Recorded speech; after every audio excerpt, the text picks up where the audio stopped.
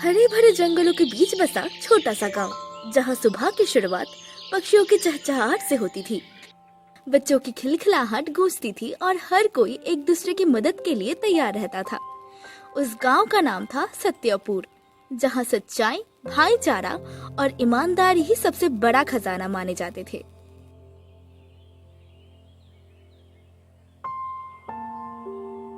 चिंकी, चलो ना आज एक जोरदार रेस लगाते हैं। जो जीतेगा उसे आज मेरे बगीचे से सबसे मीठा पका हुआ आम मिलेगा। ऐसा आम कि खाओ तो दिल खुश हो जाए। रेस? अरे गुड्डू, मैं तो हवा से बात करती हूँ। दौड़ में तो मैं ऐसे जीत जाऊंगी जैसे चिड़िया उड़ती है। दोनों बच्चों की हंसी जंगल में गूंज उठती है और वो दौड़ लगाते हैं, एक पेड़ से दूसरे पेड़ की तरफ। तभी चिंकी का पैर अचानक किसी चीज से टकराता है। वो रुकती है और वो झुक कर देखती है। अरे ये क्या? गुड्डू, इधर देखो, जमीन के नीचे कुछ चमक रहा है, बिल्कुल सोने जैसा। अरे अरे, ये तो सोने के सिक्के हैं और ये थैली पूरी भरी हुई है। चिंकी, ये तो खजाना है। दोनों थैली उठाते हैं, हाथ कांपते हैं, आंखें सिक्कों की चमक में खो जाती है। तभी पीछे से आवाज आती है। अरे तुम दोनों यहाँ पर क्या कर रहे हो? और ये थैली ये कहाँ से आई? मोती भैया, हमें ये थैली जंगल में मिली। इसमें बहुत सारे सोने के सिक्के हैं।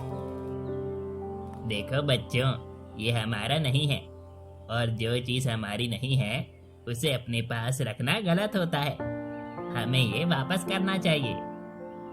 लेकिन मोती भैया, इतने सारे सिक्के हैं, अगर हम ये रख ले तो हमारा घर कभी भूखा नहीं रहेगा।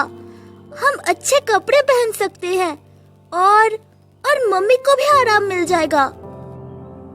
मैं समझता हूँ, पर सोचो, अगर ये सिक्के तुम्हारे होते और खो जाते तो कैसा लगता? ईमानदारी का मतलब है वही करना जो सही लगे, चाहे कोई देखे या ना देखे।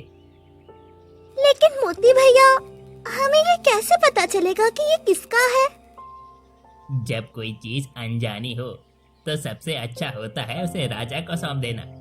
राजा साहब ही तय करेंगे कि सही क्या है। हो सकता है वो उस असली मालिक को ढूंढ ले। ठीक है, चलो राजा सिंह के पास चलते हैं। ये थैली अब उनके हवाले होगी।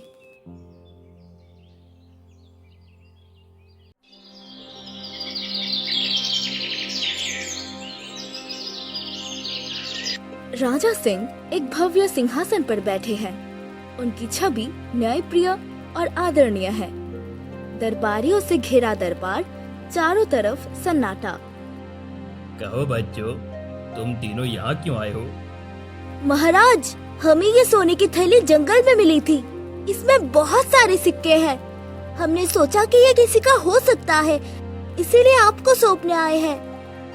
बहुत खूब। हे बच्चों, अगर ये किसी गलत हाथों में चला जाता तो शायद लौट कर कभी नहीं आता, लेकिन तुमने ये करके दिखाया कि सच्चाई अभी भी जिंदा है। तभी दरबार में एक बुजुर्ग व्यापारी लड़खड़ाते कदमों से आता है। महाराज, मेरी साल भर की कमाई, मेरे सिक्कों की थैली जंगल में खो गई थी। मैं लुट गया, सब खत्म हो गया। क्या ये वही थैली है?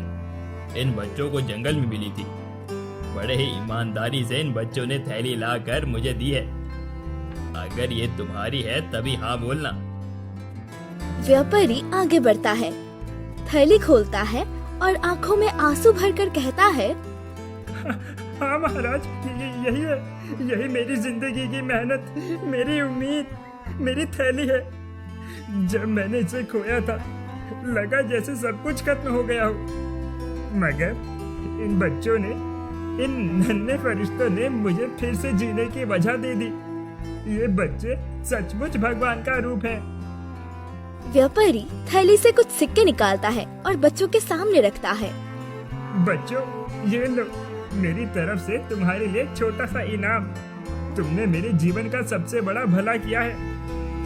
गुड्डू और चिंकी थोड़ी देर एक दूसरे की तरफ देखते हैं।